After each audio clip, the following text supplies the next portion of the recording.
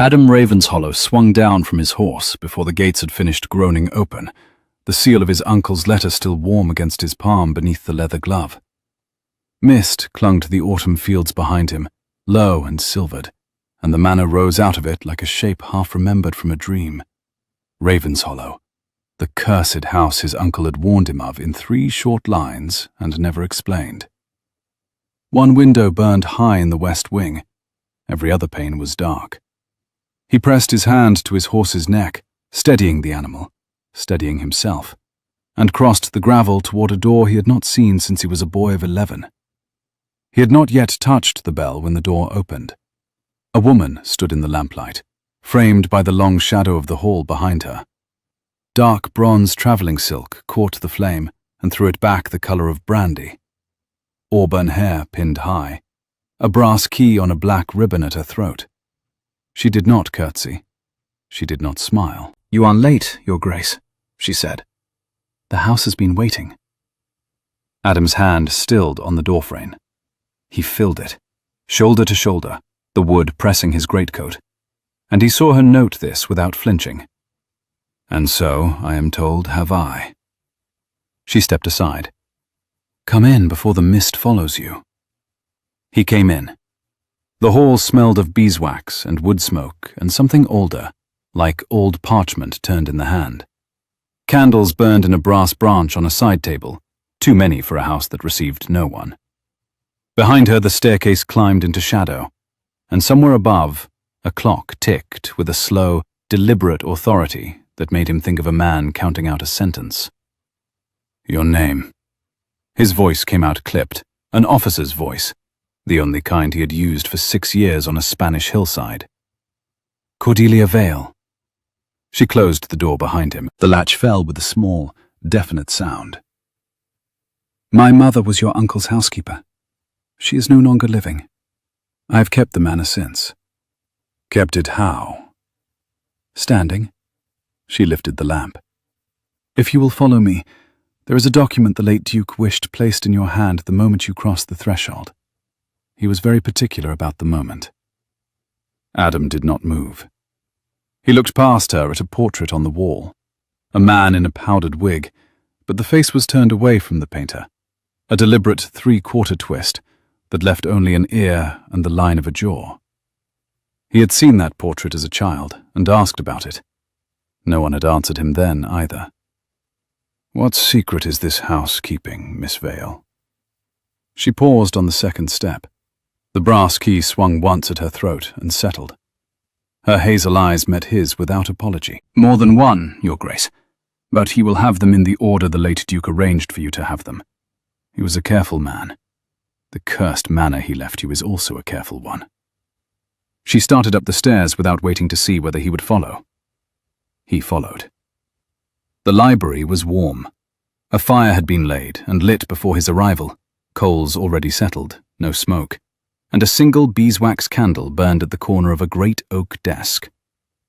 On the desk, alone in the center of the blotter, lay a sealed packet bound in black ribbon. Cordelia Vale set the lamp down and stepped back, hands folded, and for the first time he saw that her fingers were faintly stained with ink at the second knuckles. Capable hands. The hands of a woman who had been writing ledgers an hour ago. "Read it standing or sitting, as it pleases you," she said. "I will wait." Adam broke the seal. The wax was the same wax that had sealed the summoning letter in his glove. A falcon stooping, the Ravenshollow crest. The page inside was in his uncle's hand, narrow and slanted, and at the bottom, witnessed in 3 signatures. He read it once. He read it again. Then he looked up. "This cannot stand." "It can," she said. "It does. The clause is binding." The fire in the grate dropped a coal. The small sound was loud in the room. Adam did not look at the fire. He looked at the page in his hand. He read the sentence a 3rd time, as a soldier reads a brief order he has been given by an officer he does not, on principle, intend to disobey. "It says I must marry the woman entrusted with the seal of Ravenshollow within 30 days, or the estate reverts to the crown." "Yes." He set the page down a second time. He turned the page so that it lay facing her. He set his finger, deliberately, on the line that named the seal. "And you hold the seal." She lifted the brass key on its black ribbon. Not the seal itself, he understood, but the key to the cabinet that held it. The same thing, in this house. Her gaze did not waver. "I do." He set the page down very carefully on the desk, as a man sets down a primed pistol.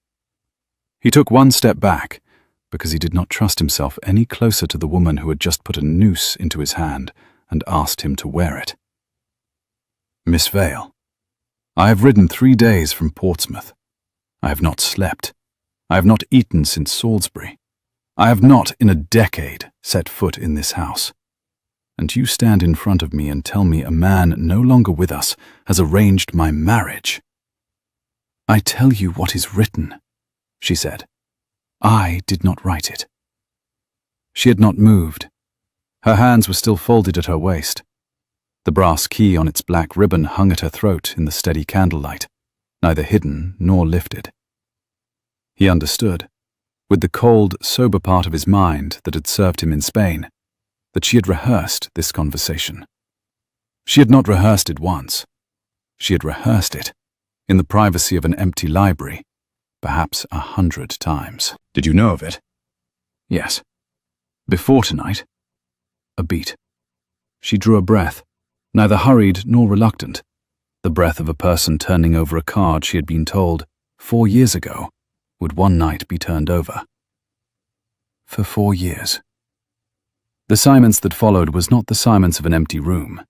It was the silence of a room with too many breaths in it. Adam's jaw set. He turned to the window. Outside, the mist had thickened, and he could no longer see the gates he had ridden through. He could see only his own reflection, broad-shouldered, dark-haired, grey-eyed, soldier-built and travel-stained, and behind him, a woman in dark bronze silk, who had been waiting for him for 4 years. "At dawn," he said, "I ride to London. I will find a solicitor. I will break this clause." "You will not break it." Her voice was even. "Better men than your London solicitors drafted it. But ride if you wish. I will have a fresh horse ready at 5. He turned. "You are very certain, Miss Vale." "I have had 4 years to be certain, Your Grace." She inclined her head, just once, and lifted the lamp again. "Your room is the east bedchamber. The fire is laid. There is bread and cold mutton on the side table. Salisbury is a long ride. Mrs. Penhaligon has gone to her sister's for the harvest. We are alone in the house tonight, except for the boy in the stables, who sleeps in the loft." "Alone," he repeated. "Alone." She did not lower her eyes. "If that troubles you, Your Grace, I will sleep in the kitchen, with the door bolted from the inside. I have done it before, when travellers came." It troubled him. Not, he realized, in the way she meant. "Good night, Miss Vale." "Good night, Your Grace." She lifted the lamp. She stepped past him without brushing his sleeve, though the corridor was narrow enough that another woman, in another house, would have. The lamp threw her shadow once along the panelling, and took it with her round the corner of the gallery. He stood a long minute in the empty hall. He did not sleep.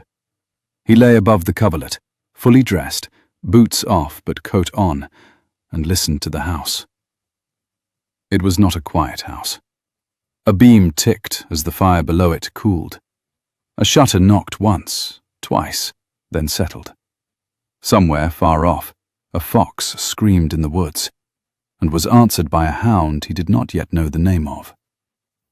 And then, near 3 a.m, by the long case clock in the corridor, he heard the sound he had been waiting for without knowing it. A door, opening. Soft, deliberate, far away in the east wing. He was up before he had thought about being up. He took the candle from the mantel, lit it at the embers, and pulled the door of his chamber open onto the dark gallery. The candle threw his shadow long against the panelling. He moved without sound, a soldier's habit 6 years deep. and turned the corner of the long gallery, where the portraits stared down with their varnished, knowing eyes. He stopped at the head of the stairs. Cordelia Vale stood 3 steps below him, barefoot, a single candle in her hand, the brass key swinging at her throat. She had a shawl thrown over her nightdress. She had not heard him. She was listening eastward, toward the wing where the door had opened. He watched her for the space of a long breath. Her face in the candlelight was not the face of a woman caught at mischief. It was the face of a woman doing a thing she had done 100 nights running, and meant to do 100 more. Her mouth was set. Her chin was lifted. The hand that held the candle did not tremble. He cleared his throat, very softly. She did not jump. She turned her head, slowly, and looked up at him without surprise, as if she had known the entire time that he was there. "Your Grace." "Miss Vale." He came down 2 steps without hurry, so that he would not, by sudden movement, frighten a woman who clearly did not intend to be frightened. The wood was cold under his stockinged feet. The candle on the rail bent, as her candle bent, in a draught from the east that he could now name. "You should be asleep." "You should not be on the gallery in your nightdress at 3 in the morning." "No," she agreed. "I should not." He came down 2 steps. The wood was cold under his stockinged feet. "What was that door?" "A draught," she said. "The east wing latches are old. They give in autumn weather." A long case clock somewhere far off in the manor struck the half-hour with the same slow, deliberate authority it had struck the hour an hour ago. The 2 candles on the rail bent again toward one another in the same slow draught from the east, and steadied again. A draught does not open a door so deliberately. In this house, Your Grace, a draught does many things. She turned her face away from him, toward the dark of the east corridor. The brass key on its black ribbon caught the candle behind her and threw, for a moment, a small, bright thread of light on the paneling. She did not turn back. "Go back to bed. There is nothing for you down there tonight." "And tomorrow night?" "Tomorrow night," she said, "you will be halfway to London. Or not, as you choose." He did not go back to bed. He sat down on the step above hers, set his candle on the rail, and folded his arms across his knees. After a long moment, she sat too, 1 step below him, and set her own candle beside his. The 2 flames bent toward one another in the slow draught from the east wing and steadied. "Tell me about the estate," he said. "Tonight, not the marriage clause. The estate. What did my uncle leave me?" She glanced at him sidelong. The hazel of her eyes had gone the color of dark honey in the candlelight. "He left you," she said, "a debt." The east wing draught moved the candles again. They bent and steadied. Somewhere in the lower hall a beam ticked as the cold worked into the wood. Adam said nothing for a long moment. He looked along the gallery at the row of portraits in their dim, varnished frames, the ravens' hollows of 3 generations, each face turned politely toward the wall opposite, none of them looking at him, all of them, in their patient, inherited way, his to answer for now. He felt the weight of the manor settle on his shoulders, the way a heavy coat settles on a soldier who has taken it off and has, against his expectation, been asked to put it back on. In the morning, he did not ride to London. He sat at the great oak desk in the library, with Cordelia Vale across from him, and she set out the ledgers in the order in which she had kept them: the rent rolls, the tenant accounts, the timber sales, the kitchen books, the wages, the household linens, the grain. She turned the pages without looking down. She knew them. She knew what his uncle had owed the corn merchant in Wiltshire, and what the gamekeeper's widow was due in pension, and what the slate roof on the south barn would cost to mend before winter. She knew which tenant had asked for an extension of his lease, and which had asked for a reduction of his rent, and which had asked for nothing, because he was too proud, and what the right answer to each had been. Adam listened. He had commanded men in Spain. He knew the sound of a person who had been carrying a weight a long time, alone, and had become so used to the weight that they no longer mentioned it. When she finished, she closed the last book and folded her hands on the cover. Your uncle was, by the time of his last illness, very nearly bankrupt, Your Grace. I have kept the estate solvent these 2 years by selling the timber at the upper wood, and by economies your uncle would not have liked to see written down. I have not paid myself a wage in 18 months. I tell you this not to be thanked. I tell you this because you should know what you have inherited before you decide whether to keep it. He looked at her for a long moment. Her chin was lifted again. She was prepared, he realized, to be dismissed. She was prepared to walk out of the library in her dark bronze silk, with the brass key still at her throat, and find another house. Why, he said, have you not paid yourself a wage? Because there was no money to pay it with. He turned the topmost ledger toward himself. The columns on the open page ran in 2 parallel rows down the right margin, the ink fresh in some entries and faded in others, all of it in a single, careful hand. He read the column for the first quarter. He read the column for the second. There was timber. The timber was for the slate roof. He set his elbows on the desk. He set his chin on his linked fingers. He looked at her over them, and for the first time since he had crossed the threshold, he allowed himself to look at her plainly, not as a problem to be solved, but as a person who had been doing his work for him for 2 years without his knowing her name. Miss Vale. Your Grace. The morning light through the library window had moved a finger's breadth along the desk while she had spoken. He noted the migration of the light without remarking on it, a soldier's habit of marking time by what shifted slowly in a still room. And he set both his palms flat on the blotter, as a man might lay his palms flat on a map he had decided, after long study, to commit to. I am not, at this moment, riding to London. No, Your Grace. But I have not yet agreed to be married, either. No, Your Grace. A small wind moved the curtain at the window. The candle on the desk leaned and steadied. The brass key at her throat caught the new angle of the light and threw a small bright circle on the panelling behind her, the size of a coin, and then lost it as her breath shifted. Could you tell me, and I should like the truth, whether the late Duke's clause was your idea or his? A faint flush moved up her throat, the first he had seen on her. The brass key rose and fell with her breath. His, she said.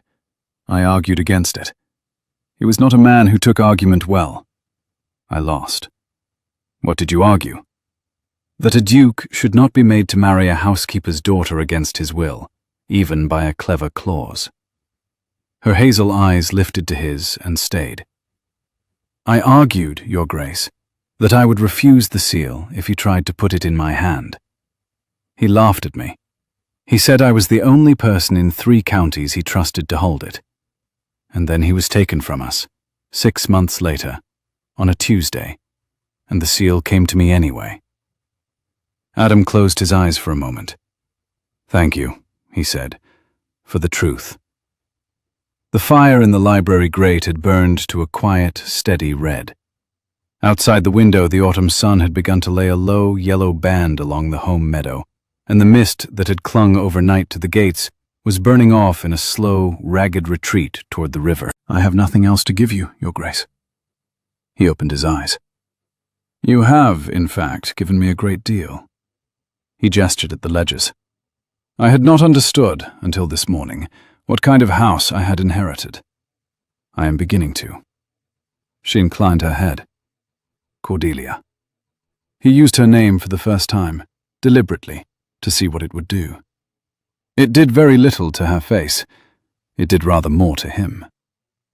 I will stay a week. I will see the estate. I will meet the tenants. At the end of the week, we will speak again about the clause. Until then, Your Grace? Until then, you continue as you have been. You hold the seal. You keep the books. And you tell me, before nightfall, what was behind that east wing door at 3 in the morning." She did not answer at once. Her hand went to the brass key at her throat and closed around it as a woman might close her hand around a child's wrist to keep it from running into a road. "Not yet," she said. "Not before nightfall. Not before the week is out. Ask me again at the end of 7 days, Your Grace, and I will answer you. I will not lie to you, but I will not be hurried." He held her gaze. "7 days," he said. "Agreed." She rose. She gathered the ledgers into her arms, capable hands, ink-stained at the second knuckles, and carried them to the cabinet beneath the window. The brass key turned in the lock. The cabinet opened. The cabinet closed. The brass key returned to the black ribbon at her throat. She turned at the door. "There will be a letter today, Your Grace, from a London solicitor named Cresswell. He acts for your cousin, Lord Mortimer Thrace. I thought you should be warned before it arrives." "Thrace is contesting." "Thrace is contesting. He has been contesting in writing since the day your uncle's passing was announced in the Gazette. He believed he was the heir." "Was he ever?" "Never," she said. "Not once, in any version of any will your uncle drafted. Lord Mortimer is beautiful, Your Grace, and clever, and rotten through the centre of him like an apple gone soft in the bin. The late Duke knew it. So do I. So, soon, will you." She went out, and the library door closed behind her with the same small, definite sound the front door had made the night before. The letter arrived at 4. A boy on a tired pony, the seal a barrister's gilt, the handwriting copperplate. Adam read it at the desk while the autumn light failed in the windows, and Cordelia stood at the hearth with her hands behind her back, watching the fire, not him.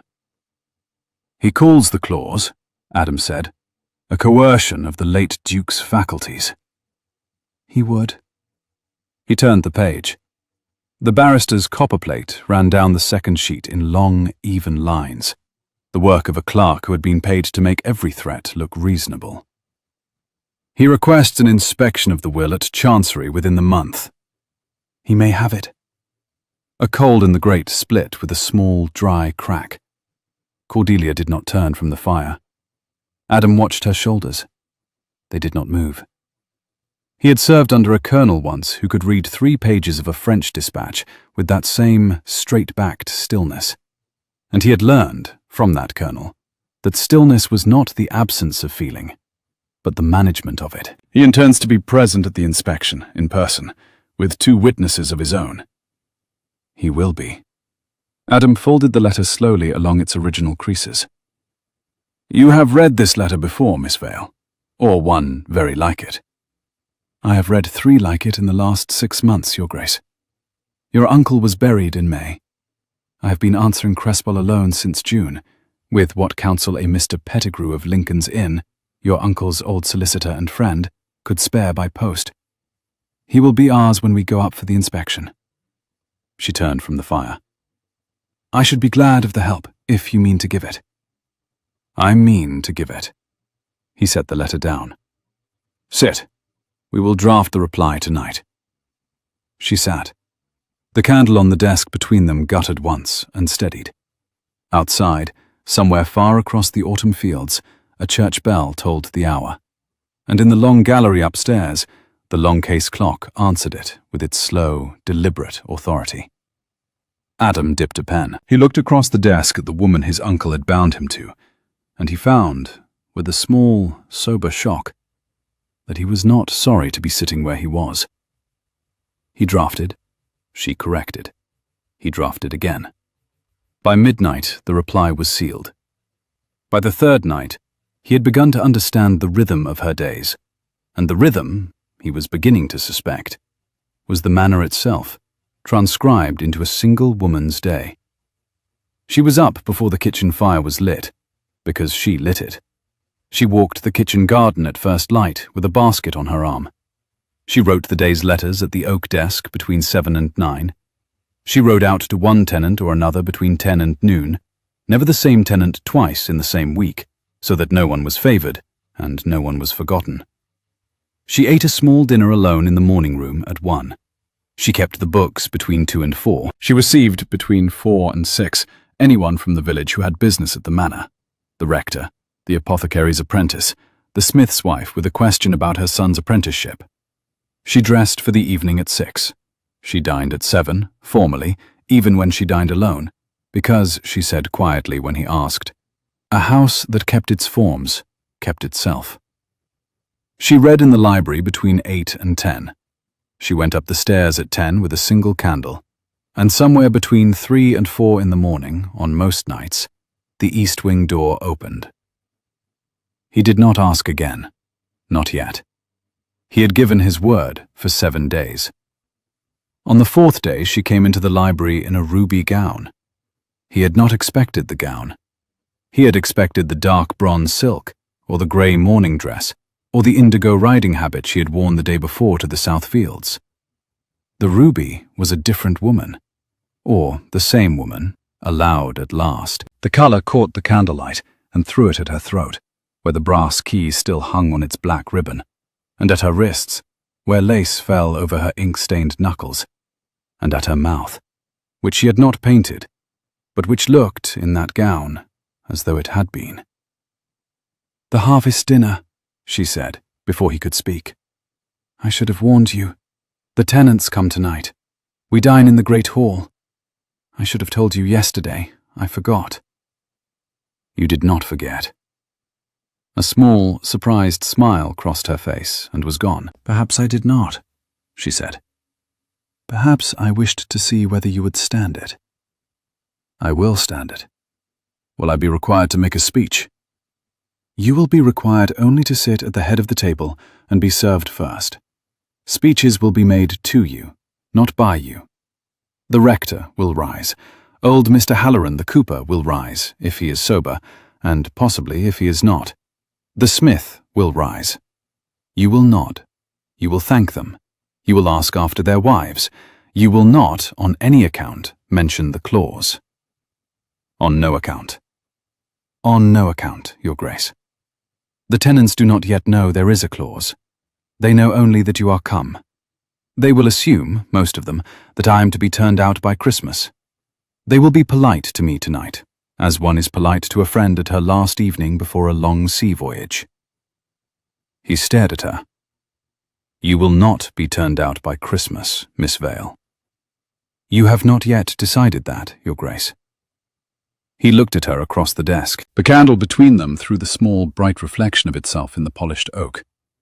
The brass key on its black ribbon hung at her throat in the steady light. He turned the question over once in the back of his mind, as a man turns over a coin in his pocket without taking it out, and found that he had, in fact, already decided. "I have decided that." She held his eyes a long moment. The brass key rose and fell. "Then I shall enjoy my dinner," she said. "Excuse me. I must see to the venison." The great hall was warm, with the breath of 40 people, and the heat of a fire built up against the autumn chill. Beeswax candles burned in 2 long silver branches down the table. Firelight from the hearth threw the carved roof beams into shadow and gold. The smell of roast venison and wet wool and wood smoke and apple brandy filled the room. Children sat on a separate bench at the far end, with bowls of sweetened cream, and laughed the careful, half-watched laughter of children who knew this was a grown-up's evening. Cordelia had spent the day on her feet. He had seen her cross the kitchen yard at noon with a tray of pewter plates so heavy it bent her wrist, and he had taken 3 of them from her without asking, and she had let him, and that was a small, new thing between them. He had seen her on the back stair at 3, pinning the sleeves of 2 of the Halloran granddaughters, who had been promised to help at the table, and had arrived with their cuffs unhemmed. He had seen her at 5, at the head of the long table, folding the napkins with the small, exact creases her mother had taught her. He had not, at any point, seen her sit. She had not eaten since breakfast. He noticed these things now. He had not noticed them, he understood, a week ago. A week ago, he had been a man who had been told he was to be married against his will. He was now, he found, a man who counted whether his housekeeper had eaten her dinner, and whether her wrist was bent under a weight she would not put down. The doors at the foot of the hall opened. The tenants came in 2 and 3 at a time, ducking the lintel, hats off, boots scraped clean on the straw mat outside. Mrs. Wren, the smith's wife, came in with her son on her arm, a boy of 9, with a high colour and a careful step, and she looked first, not at the Duke at the head of the table, but at Cordelia at the foot, and Cordelia inclined her head to her, and Mrs. Wren inclined her head back, and an entire conversation passed between them that Adam was not, this evening, party to. Old Mr. Halloran the cooper came in with his wife on one arm and the smith on the other, because the cooper had begun his apple brandy, on his own account, at 4 in the afternoon, and required 2 arms to keep him on the gravel. He sat down with the gravity of a man who has decided to perform sobriety as a public service.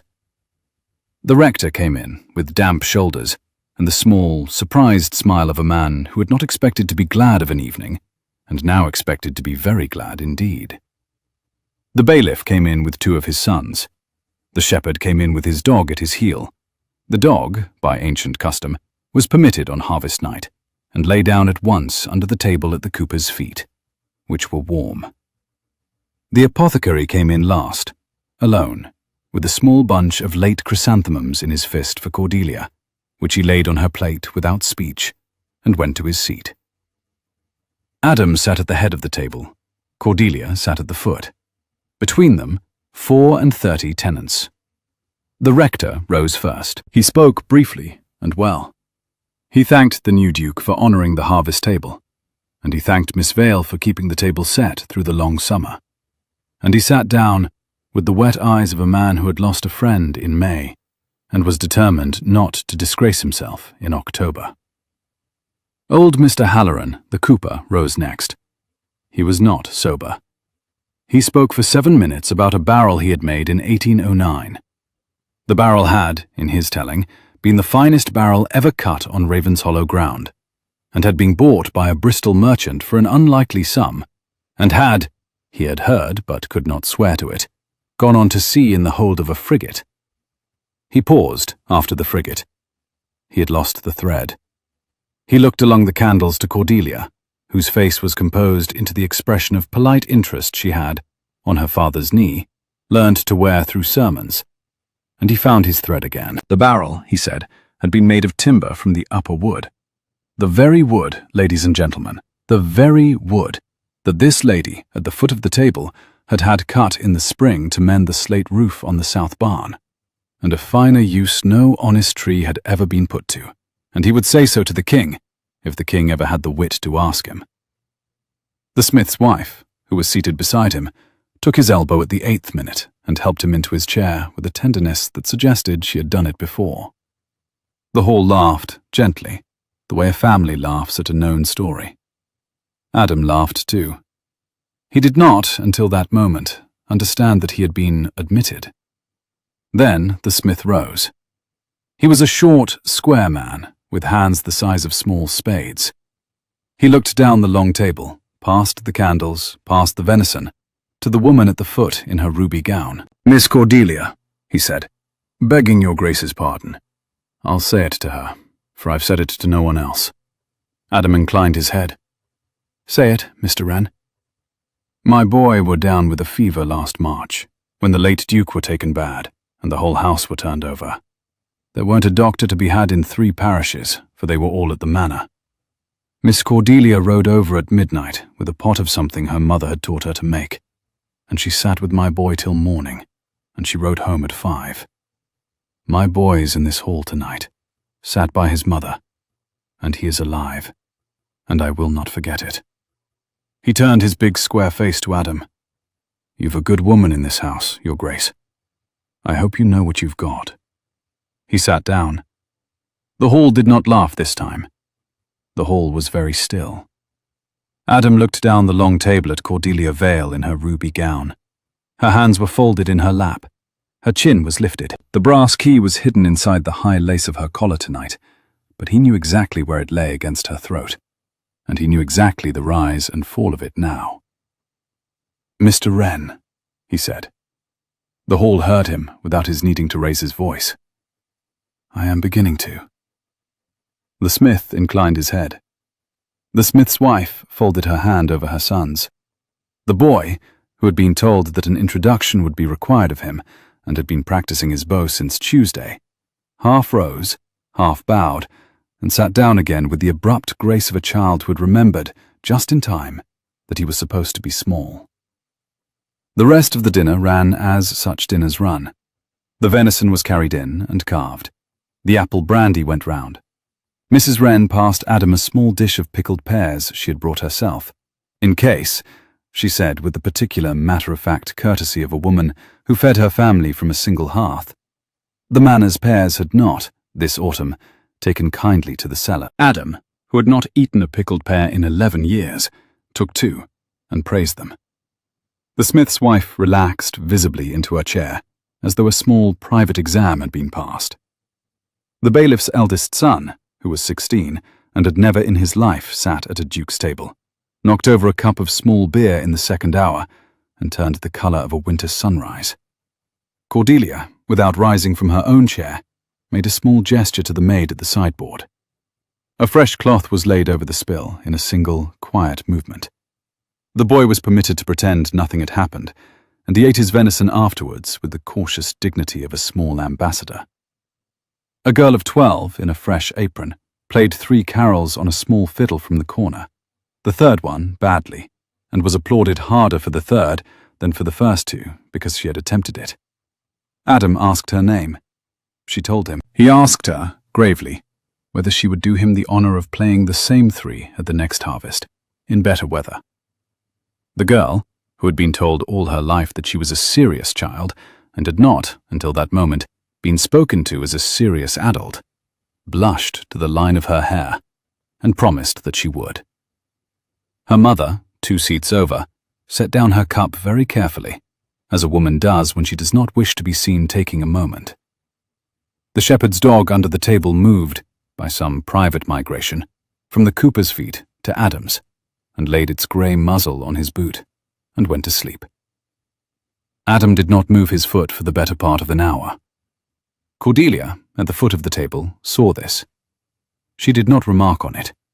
She only set down her glass once, very slowly, and looked at him the length of the candles, and looked away. He carried, after that, a particular small warmth in his chest, which he did not name, and which he was content to carry unnamed for the rest of the evening. After the tenants had gone, boots on gravel, lanterns swinging into the mist, the smith's wife guiding old Mr. Halloran down the drive with a patience that would not be hurried, Cordelia stood at the front door and watched the last lantern out of sight. Adam stood behind her in the hall. He did not speak. He did not need to. At length she closed the door, turned, and leaned her back against it, as a woman leans who has been on her feet a long time, and does not yet wish to admit it. "Thank you," she said. "For what?" "For not making a speech." He laughed, once, surprised. "I was instructed not to." "You were instructed. That is not the same as obeying. Most men would have made the speech anyway. My father would have." "Your father?" He had not heard her speak of her father, gone these 12 years. A clergyman, a good man, a great speechmaker. He could not be in a room of more than 3 people without rising to address them. She smiled, a small, private smile, not for him. "My mother used to say he had been born standing up." "And your mother?" The smile went. "My mother left us last winter," she said, "alone. I was in London for 3 days fetching the apothecary a particular tincture for the late Duke's cough. I had left her well. I came home to find her gone. Mrs. Ben Halligan had sat with her at the end. She had asked for me. I was not there." Her hand went to the brass key at her throat. "I do not, Your Grace, intend to be 3 days from this house again, unless I must." He took 1 step toward her. He did not touch her. He stopped a careful arm's length away, because she had not invited closeness, and because he had not yet earned the right to give it. "I am sorry," he said. Thank you, she said. The candle in the hall guttered. A draught from somewhere, perhaps the east wing, perhaps not, moved the flame and steadied it. She straightened from the door. I shall go up, she said. Good night, Your Grace. Good night, Cordelia. She paused at the foot of the stairs. She did not turn. Good night, Adam. She went up. The brass key caught the candlelight once on the landing and was gone. In the morning they rode the South Fields together. She wore the indigo riding habit. He wore an indigo coat that had been cut for him in Lisbon and had survived 3 campaigns and looked, against the autumn sky, very nearly the same colour as her habit. She did not remark on it. He did not remark on it. They rode out through the kitchen gate and across the home meadow and up the chalk track to the long ridge where the South Fields fell away in stubble and mist toward the river, and she named, as they rode, every field and every tenant and every drainage ditch that needed reopening before the winter rains.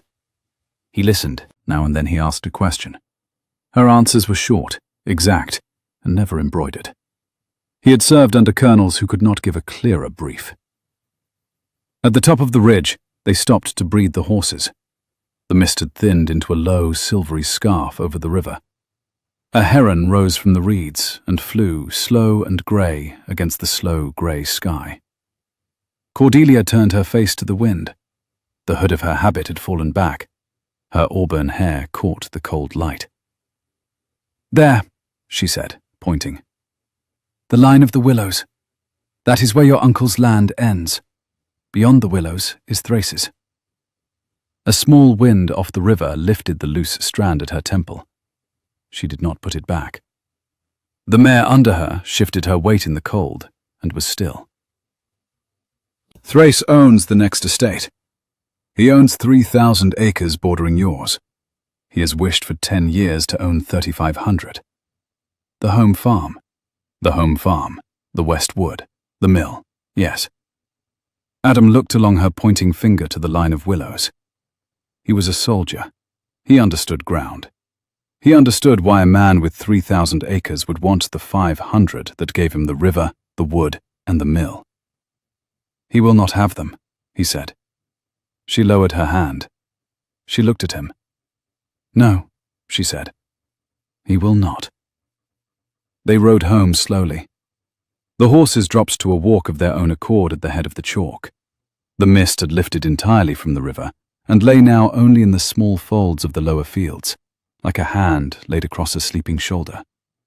A flight of rooks crossed the sky above them, calling, and turned together in a single long curve toward the upper wood. Halfway down the chalk track, she said, without looking at him. You did not ask last night about the east wing. The 7 days are not yet out. I am grateful. The 7 days are not yet out, he agreed. But, Cordelia, when they are out, I will ask. I will not be put off again. I know, she said. I am preparing myself. To tell me. To trust you with the telling. 2 days later he found the east wing door at midday and tried the handle. He had not meant to. He had been crossing the gallery to fetch a book, and his eye had fallen on the door, and his hand had moved to the handle before his sense had caught up with his hand. The handle did not turn. The door was locked.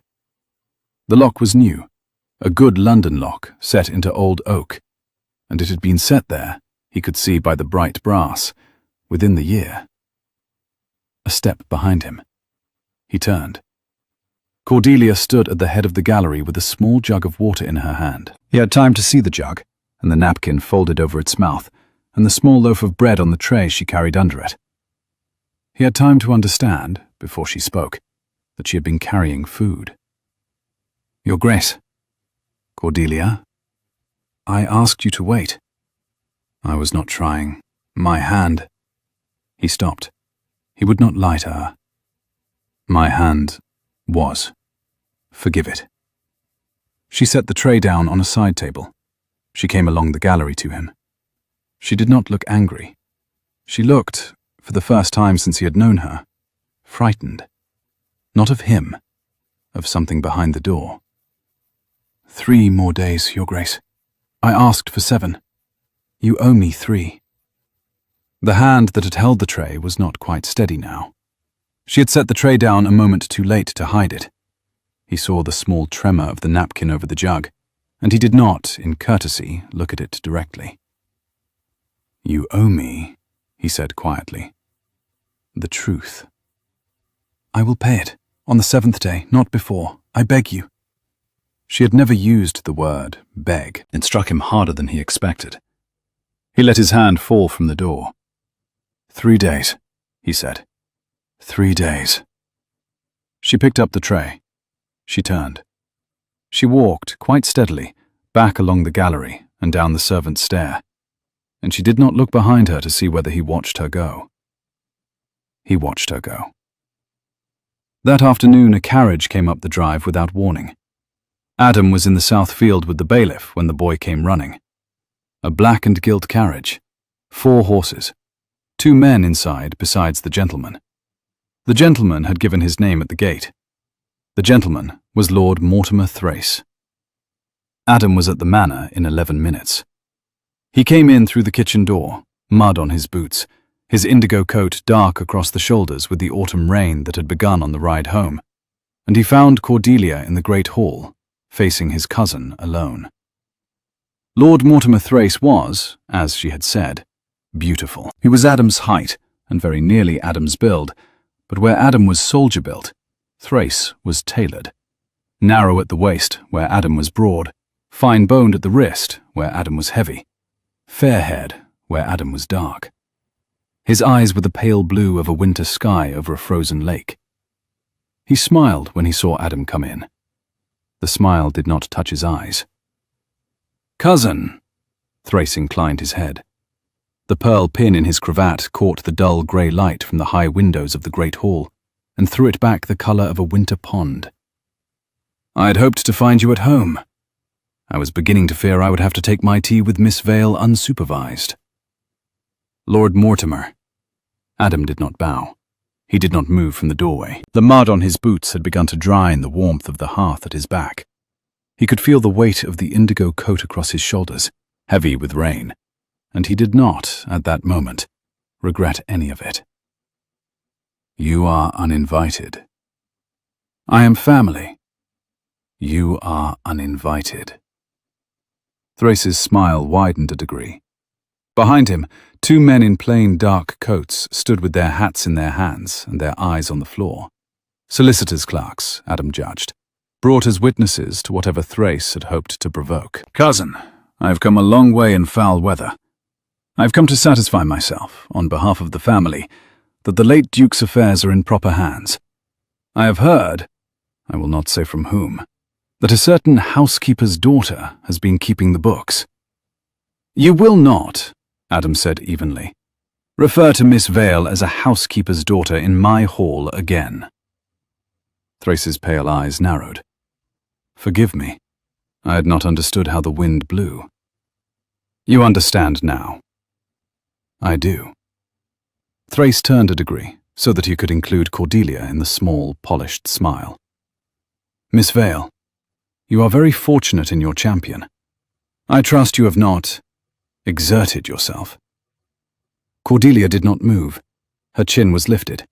The brass key was hidden under her collar. Her ink-stained hands were folded at her waist. "I have exerted myself, Lord Mortimer," she said, "on behalf of the estate, as I have done for 2 years. You are at liberty to inspect the books at any hour of the working day. The bailiff will conduct you. You will not, however, inspect them in the evening, because the working day ends at 6, and the late Duke kept regular hours." "The late Duke," Thrace said softly, "is no longer with us." The phrase fell into the hall like a stone into a still pond. Adam saw Cordelia's mouth tighten, just once. "The late Duke," she said, "kept regular hours. I keep them in his memory. You may inspect the books between 9 and 6. Good afternoon, Lord Mortimer." Thrace looked at her. Then he looked at Adam. Then he laughed. A short, polite, contained laugh, the laugh of a man who has measured his ground and found it less generous than he had hoped. "Cousin," he said, "we will speak again at Chancery. I look forward to it." "As do I," said Adam. Thrace bowed. He gathered his clerks with a small flick of his fingers. He went out into the rain. The black and gilt carriage turned in the drive and was gone. Adam stood in the open door until the wheels were past the gate. Then he closed the door, slowly, and turned. Cordelia had not moved. She stood in the center of the great hall with her hands folded at her waist and her chin lifted. And she was, he saw now, shaking. Not in the broad, visible way of a person about to sit down. In the small, private way of a person who had spent 20 minutes holding herself absolutely still against an opponent who had wished her to flinch, and had now, with the closing of the door, been permitted to feel her own heart. He crossed the hall to her in 4 strides. He stopped at a careful arm's length. He did not touch her. "He is gone," he said. "Yes." The rain on the great hall windows ran down the leaded panes in long, bright lines. He could see, beyond her shoulder, the patch of gravel where the black and gilt carriage had stood, and the 2 grooves the wheels had left in the wet, slowly filling with water. He will not come back uninvited. He will. He has waited 10 years for this estate. He will not be seen off by an afternoon's coffee. He will write tomorrow morning. Let him write. He will write to the rector. He will write to 2 of the tenants. He will write, and this you should be ready for, to the bishop, suggesting that the late Duke's faculties were, at the end, suspect. The bishop will not act on it. He will, however, ask. We must be ready to answer. He took half a step toward her, without intending to, and stopped, because she had not yet given him the small sign that closeness would be welcome. He set his hand on the back of the long oak settle instead, and leaned his weight on it, and felt the wood take the weight without protest. "We will be. We, he said. And stop saying it as though you have not earned the word. You have, Cordelia. You earned it the night you sat with me on the gallery stair, and told me what I had inherited. Then I will say it more easily. Then I will be here when he does." She drew in a long breath. The shaking in her hand stilled. She lifted her face to him. Her hazel eyes were bright and dry. "Thank you, Adam." "Cordelia." He did not say more. He did not need to. After a moment she nodded, once, and went out of the hall toward the kitchen, and he stood in the empty great hall with the rain on the windows, and understood, with a clarity that did not surprise him, that he had chosen. The next morning a letter came from Pettigrew. The Chancery date was set for the 14th of November. They had a fortnight. They would need to be in London a week before. They would need clean clothes. He would need a barrister. They would need, Cordelia said quietly over the breakfast table, to take the seal and the ledger she had been keeping in private, the ledger she had not yet shown him. Not, she said, because she did not trust him, because she did not yet trust the Chancery. The ledger was his lever. It would not be set down until London. He did not press her. He had 3 days yet on the East Wing. He would not start a second negotiation while the first was still running. That afternoon she came into the library in the emerald library dress and asked him to stand still while she adjusted his cravat for the journey to London, because the village tailor had set the collar half an inch too high, and she would not have him arriving at Pettigrew's chambers looking as though he had borrowed his coat from a younger brother. He stood still. Her hands came up to his collar. They were close enough that he could see the small ink stain on the second knuckle of her right hand, fresher today, a blot from the morning's letters.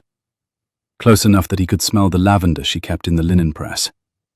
Close enough that the brass key on its black ribbon swung once between them and brushed, very lightly, the back of her own knuckles as she folded the linen down. Her fingers worked at the collar. They were quick and capable. They were also, he noticed, unhurried. unhurried in the particular way of hands that have decided to take longer than they need. He did not move. He did not breathe, except as required. "There," she said. Her hand brushed his throat as she folded the last edge. He felt the pad of her thumb at the angle of his jaw, just under the ear, for the time it took a man to count 1. He did not, in that count, breathe. She did not, in that count, look at his eyes. She looked, very precisely, at the linen between her own fingers, as a woman looks at her work when she does not, on any account, intend to look at the man wearing it. "That is better. The barrister will not laugh at you now." "I would not have noticed if he had." "I would have." Her hands came down. She stepped back. The emerald of her dress moved against the firelight in a single, slow shift of green that he noted and chose not to remark on, and would not afterwards forget. "Your Grace." "Cordelia?" The fire in the library hearth had burned down to a steady red. Outside the window, the autumn afternoon had begun to lower into the early dark of November, and the candle on the desk had been lit by Mrs. Penhaligon at some point in the last hour, without either of them noticing. "We leave Tuesday." "Tuesday." She turned and went out, and Adam stood for a full minute in the center of the library, with the ghost of her thumb under his ear, and the ghost of the brass key against his collarbone, where it had not, in fact, touched him. And he understood that the 7 days were almost out, and that the east wing door would open for him before they left for London. He understood, too, that he had stopped. Somewhere between the harvest dinner and the ride along the upper ridge, measuring the days. He had begun, instead, measuring the weeks, and beyond the weeks, the seasons, and beyond the seasons, the long, unhurried calendar of a house that meant to outlast a man and his wife and their children's children, and that would, if it were properly kept, do so.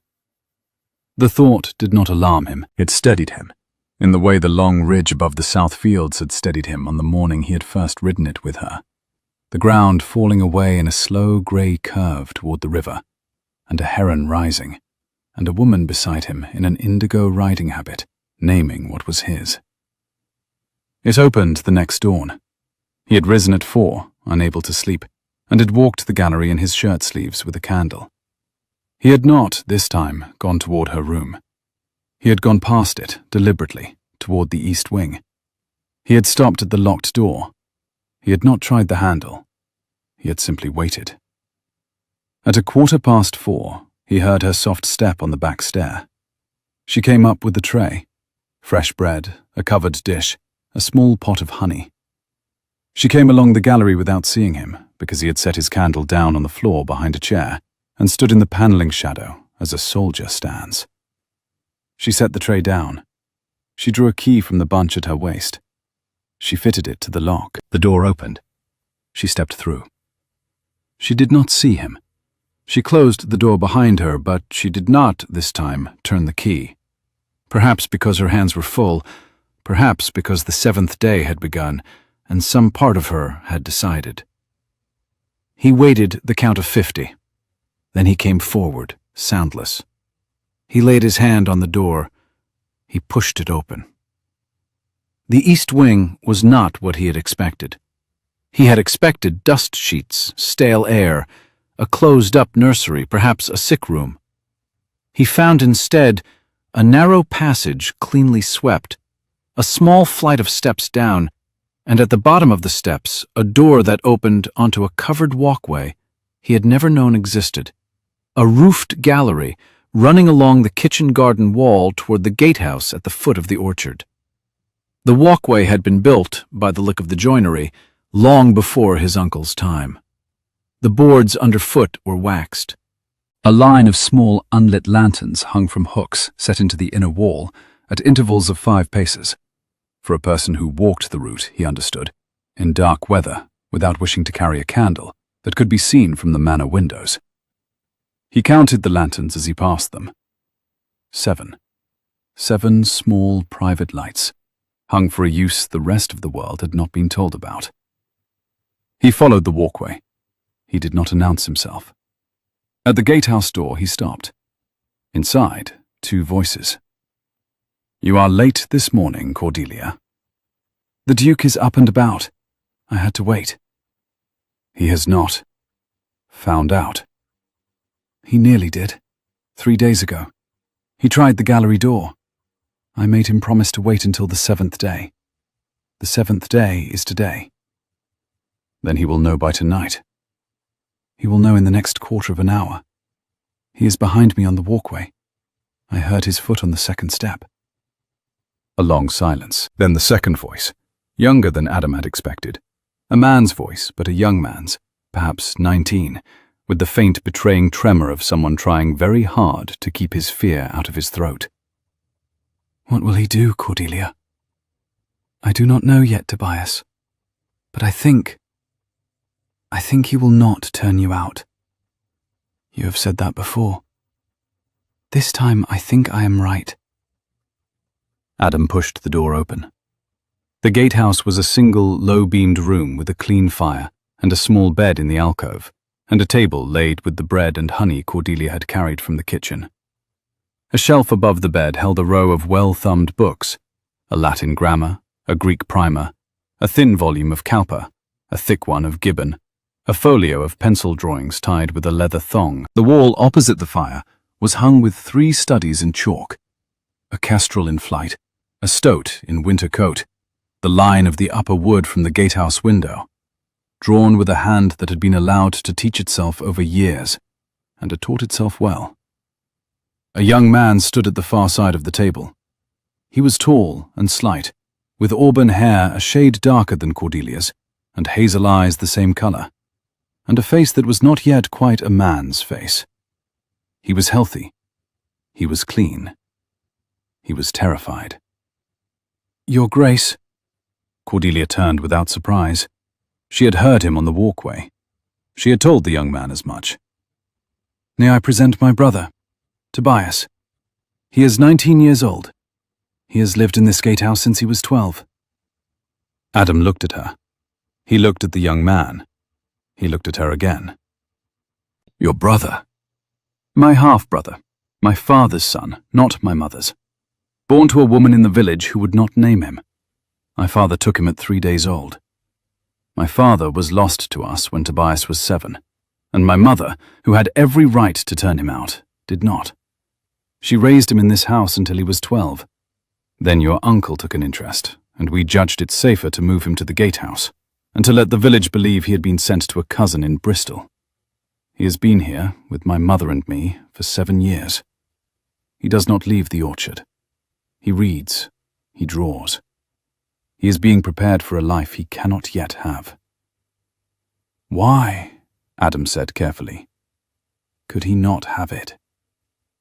"Because if it were known, Your Grace, that the late rector of Ravenshollow Parish had got a child on a village girl, and that his lawful daughter had concealed the boy in a duke's gatehouse for 7 years, the scandal would touch this house and ruin it. The estate's tenants would not stand it. The chancery would not stand it. Your uncle, who knew, would not allow it spoken of in his lifetime. This is the curse of Ravenshollow Manor, Your Grace. A boy who has done nothing wrong, hidden in an orchard for 7 years to keep a parish from talking." Adam stood very still. He looked at Tobias. The boy, the young man, met his eyes, then lowered them, then lifted them again with the small, brave movement of a person who had been told to be ashamed of himself for so long that meeting another man's eyes had become an act of will. "Tobias." "Your Grace?" The young man's hand at the table was not steady. The fire in the small hearth threw a moving square of warm light across the wall behind him, across the chalk drawing of the kestrel, across the line of well-thumbed books, and the warm light caught the auburn of his hair and made him, for a moment, look very like his sister. "How do you take your bread?" The young man blinked. "Sir?" "Honey or butter?" "Honey, sir. Cordelia brings honey." "Then sit," said Adam, "and let us eat your honey, and let us discuss how a young man of 19 who reads and draws is to be made a useful subject of the crown, without ruining a parish." He sat down at the table. After a long moment, Tobias sat too, slowly, as a deer comes to a hand. Cordelia stood at the end of the table, with her hands folded over the brass key, and her hazel eyes very bright. Adam did not look at her. He looked at the bread. He broke a piece.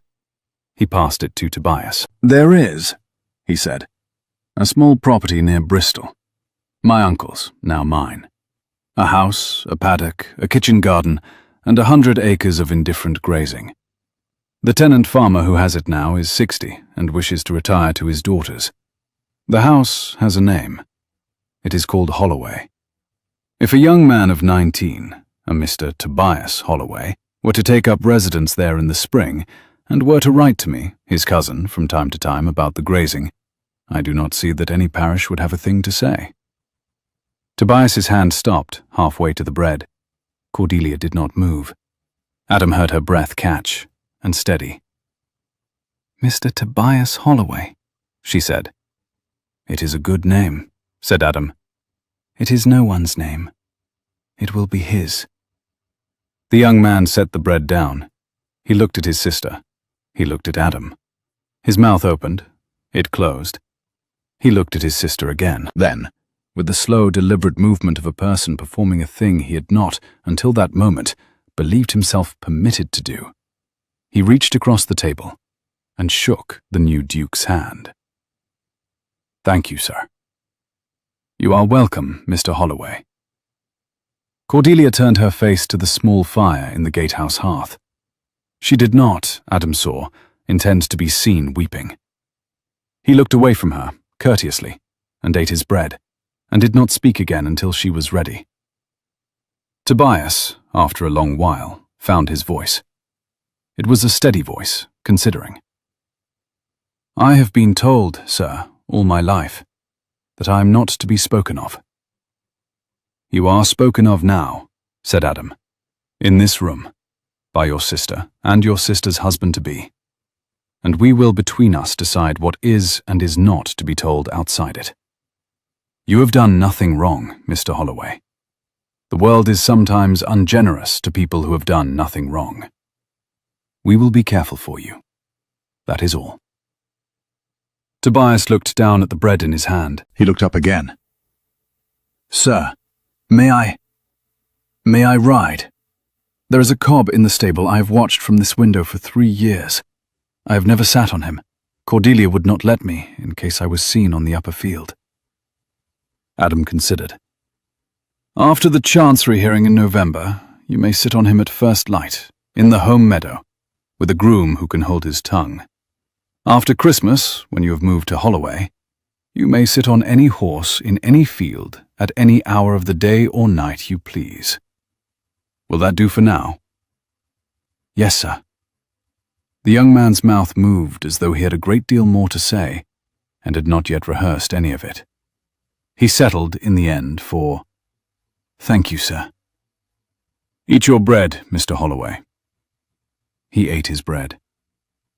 Cordelia turned back from the fire. Her eyes were dry. The brass key at her throat caught a small spark of the firelight. She came to the table and sat at the third place. Tobias had laid a third place, Adam noticed, before he had come in. She had told the boy, then, that the Duke would be at the door. And she broke a piece of bread of her own, and the three of them ate together in the gatehouse, with the autumn light coming up grey over the orchard. And Adam understood, with the same clean satisfaction he had felt at the harvest dinner under the shepherd's dog, that he was not a guest in this room, and not, any longer, a stranger to it. "Cordelia." "Adam." He turned his bread in his fingers, slowly, and set it down again. The fire in the gatehouse hearth had begun to give back the smell of the hot honey from the small earthenware pot on the table. A clean autumn smell, the smell of a kitchen that had been used by a careful woman for a very long time. "How long has the walkway been there?" "My grandfather built it. It was meant for a great uncle of yours who returned from the East Indies very ill and could not bear company. He used it for 2 years, and then he was better and rode out, and the walkway was forgotten. My mother remembered it. We swept it when Tobias was 12. "Your mother knew?" My mother arranged it. He absorbed this in silence. He turned the small pot of honey on the table a quarter turn, then another quarter turn, as a man turns over a fact he had not previously held. And my uncle. Your uncle knew. Your uncle approved. Your uncle paid, in fact, for the new lock on the gallery door. It was the last bill he signed before his last illness. He would not have it set down in any ledger I kept. He paid the locksmith out of his own purse and asked me, on his honor, to keep the boy safe until you came. Adam looked at her across the table. The morning light through the gatehouse window had broken at last through the grey, and a single bar of pale autumn gold lay on the table between them, between the bread and the honey and the third cup that was Tobias's. She looked back. Her chin was lifted. The brass key at her throat caught the light and held it. He could have written to me. He could have. He did not. He said, when I pressed him, that a duke who inherits a curse should be allowed to meet it on his own ground and decide for himself. Adam laughed, once, low. The laugh was not bitter. It was the laugh of a nephew who had begun, very late, to understand an uncle who had loved him at a distance. He was a careful man. He was a careful man. I begin to like him. You would have liked him, Adam. He would have liked you. He was sorry, at the end, that he had not known you better. I told him you were 10 years old when he last saw you. He said that 10 years old was a poor age at which to be judged a stranger to one's own house, and he was sorry for it. And he was taken from us on a Tuesday. On a Tuesday. Adam set his bread down. I will go up to the chapel this afternoon, Cordelia, and I will sit with him for a quarter of an hour, if you will tell me where the stone is. I will show you. And after the hearing, if we have a hearing left to win, we will set the portrait in the gallery to face the room again, the one with the turned head. She looked at him for a long moment. Her hand came across the table and rested, briefly, on his wrist where it lay on the wood. 2 seconds. 3. She withdrew it. Yes, she said. We will. They left for London on the Tuesday in 2 carriages, one for them, one for the Boxes and Mrs. Penhaligon, who would not be left behind. And they reached the Strand by the Thursday evening. The inn was the King's Head. Pettigrew had taken 3 rooms, one for the Duke, one for Mrs. Penhaligon and Cordelia, one for the manservant. The corridor was narrow. The candles in the war sconces burned low. The autumn rain was on the roof tiles overhead in a steady, soft drumming that did not lift all night. Adam undressed by his own fire. He hung the indigo coat over the chair. He folded the cravat she had set right with her own hand a week ago, onto the table beside the candle. He sat down to write a letter to his old colonel. He could not write it. The pen made one mark on the page, a small black hook, and stopped. He set the pen down. He stood up.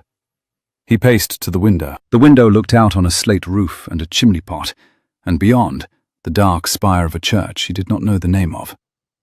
The rain ran down the slate in long, bright lines. He paced back. He sat down. He stood up again. He had crossed the breadth of his room 4 times before he understood, with the small, impatient self-knowledge of a soldier, that he was not pacing because of the Chancery hearing. He was pacing because there was a wall, 3 feet of plaster and lath, between his fire and hers, and because he had stood in a carriage doorway at the King's Head 2 hours ago and watched her cross the inn-yard with her travelling cloak on her arm and her chin lifted against the wet, and because he had wanted, with an honesty that had startled him, to take the cloak from her and put it on her shoulders himself. At length, he opened his door and stepped out into the corridor, because he had remembered that he had not, at supper, returned the small bound book of estate accounts Cordelia had pressed into his hand on the carriage step, and it would be wanted in the morning. He did not knock at her door. He did not need to. She was already in the corridor. She had a candle in her hand. She was in a wrap of dark wool over her nightdress. Her auburn hair was down. He had not, until that moment, seen it down. and it fell over her shoulder in a long, dark honey rope to her waist. The corridor was narrow enough that he could see, in the low light of the wall sconce, the small frown of concentration she wore when she was listening for a sound she did not quite trust. She had come out, she said, because she had heard his step, and had thought he was the manservant, and had wished to ask whether he had locked the outer door of the corridor, because the inn was full and the corridor opened in the daytime onto a public stair. "I have not locked it," he said. "I will." "Thank you." She did not go back into her room. He did not move toward the outer door. They stood in the narrow corridor, with 2 candles between them and the rain on the tiles overhead, and the brass key, he saw, still at her throat over the wrap. He had not, until that moment, realized she slept in it. "You sleep in the key," he said. "I have slept in it for 2 years, Your Grace." Adam. Adam. "You will not need to, after the 14th. "No?" "No. After the 14th, the key will hang somewhere a key ought to hang, on a hook by the library door, where any honest housekeeper might find it." Her mouth softened. The candle in her hand trembled, just once. "Good night, Adam." "Good night, Cordelia." She did not, at once, turn back to her room. She stood with the candle in her hand, and her hair down, and the brass key at her throat, over the wool wrap.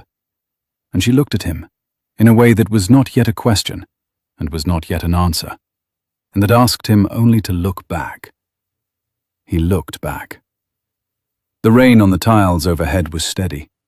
The candle in her hand bent a little toward the candle in his, and steadied. Somewhere below, in the inn yard, an ostler called out to another ostler and laughed, and a horse stamped, and the small sounds of a London inn at midnight came up to them through the floorboards. He did not move. She did not move. After what he afterwards calculated to have been the better part of a long minute by any measure, she lifted her chin in the small, almost smiling way he had now seen her lifted 8 or 9 times since the harvest dinner, and she stepped back through her door, and she closed it without sound. He stood in the corridor a moment longer, with both candles between his ribs, as it were, and then he walked the 4 paces to the outer door, and he locked it, with a very steady hand and a heart that was not, by any measure he had carried into a Spanish hillside, entirely steady. He came back past her room. Her door was already closed. He laid his palm, briefly, against the wood of it. He did not knock. He did not even press.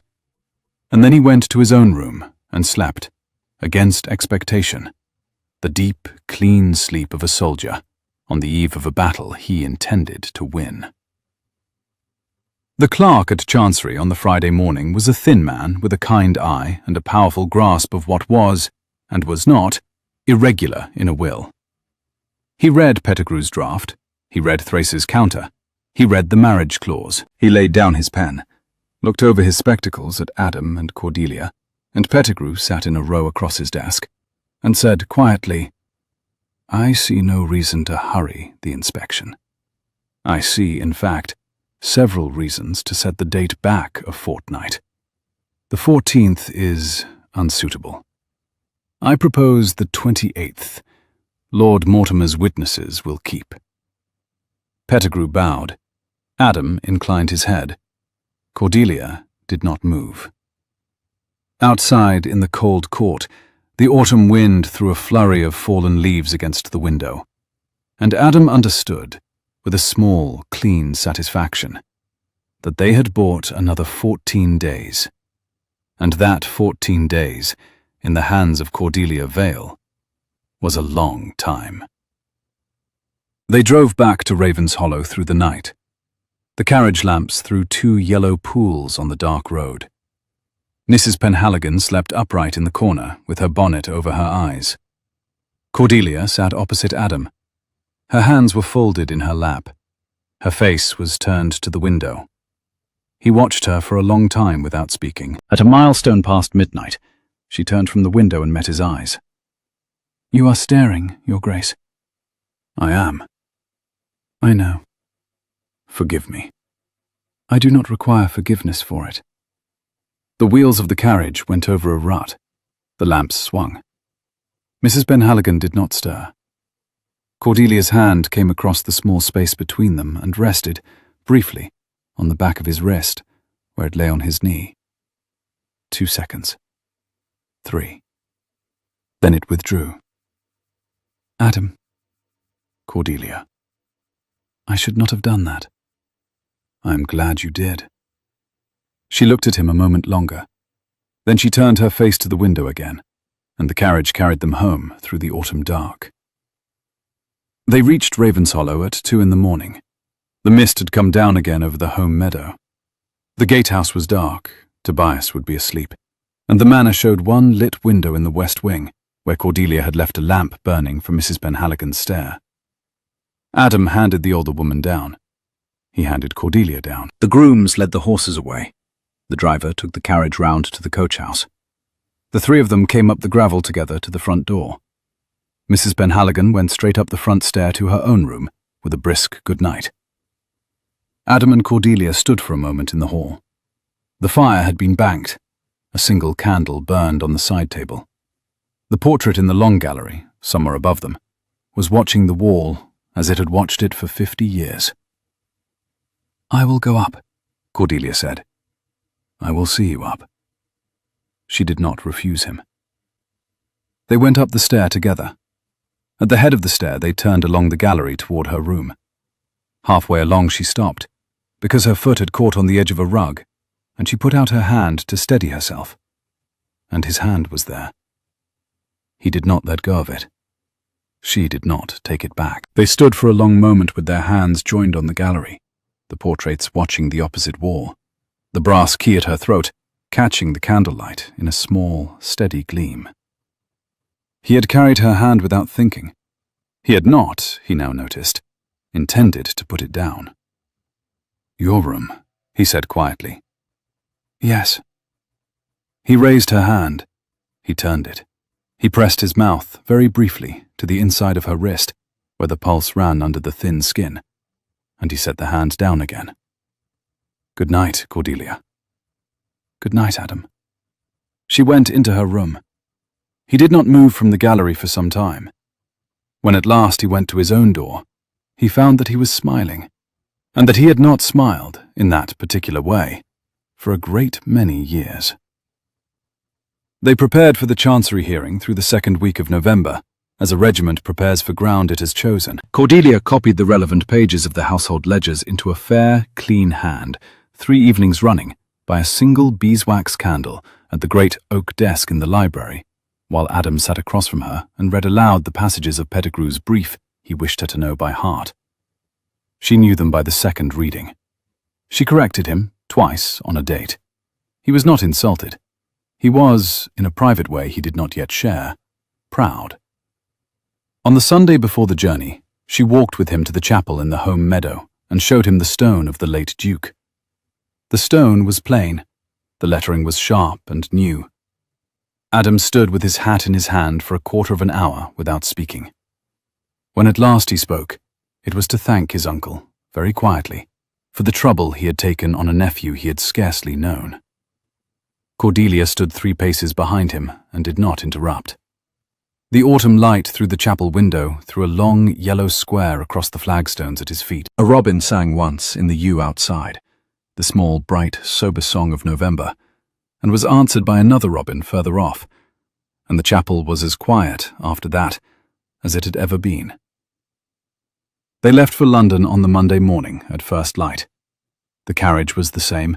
The road was the same. Mrs. Penhaligon, this time, came too, with a basket of cold mutton and a small flask of brandy for emergencies of weather or temper. There were no emergencies. The ride was uneventful. They reached the Strand by Wednesday evening. Pettigrew met them at the King's Head with a long face and a short report. Master Coldstream, in his chambers that afternoon, had read every paper twice and asked 3 questions, and made no mark his clerk could read. Adam said this was the mark of a good judge. Pettigrew, who had appeared before Master Coldstream 11 times, agreed. The Chancery hearing on the 28th of November opened at 10 in the morning in a high-panelled court off Chancery Lane. The court was cold. The fire in the hearth had been laid late, and the panelling threw the small light back without warming it. A clerk in a frayed black gown trimmed 3 pen nibs with a small steel pen trimmer at the master's table and laid them in a row, as a man lays out cutlery before a long meal. Lord Mortimer Thrace sat with 2 solicitors and 3 witnesses on the right-hand bench. He had dressed for the court, a pale grey coat cut very fine, a pearl pin in the cravat, the fair hair brushed forward in the new fashion, and he wore the small, polished smile of a man who had been told by his counsel that the morning would go well. Adam sat with Pettigrew on the left, Cordelia at his side, in the dark bronze travelling silk she had worn the night he had arrived at Ravenshollow. She had pinned a small spray of dried lavender from the manor garden at her collar. The brass key was hidden under the silk. The seal was in the linen pouch at her wrist. The narrow black ledger was in the reticule on her other wrist, and her ink-stained hand rested on the reticule as quietly as a hand rests on a sleeping cat. The Chancery clerk had been replaced, since Friday, by a senior master in robes, Master Coldstream, a dry, narrow, painstaking man who was said to have once spent 11 years on a single boundary case, and to have, at the end of it, decided correctly. Pettigrew opened. He set out the late Duke's will. He set out the marriage clause. He set out the late Duke's testamentary capacity, attested by 3 witnesses, including the rector of Ravenshollow parish and the family physician. He set out, in dry, chronological order, every objection Lord Mortimer's counsel had filed, and the answer to it. He sat down. Lord Mortimer's counsel rose. He was a sleek, polished man with a voice that carried without effort. He spoke for 40 minutes. He suggested that the marriage clause was, in effect, a coercion. A clause of a kind, he said, that the Chancery had on 3 occasions in the last decade declined to enforce, when its drafting could be shown to have been the work of the beneficiary rather than the testator.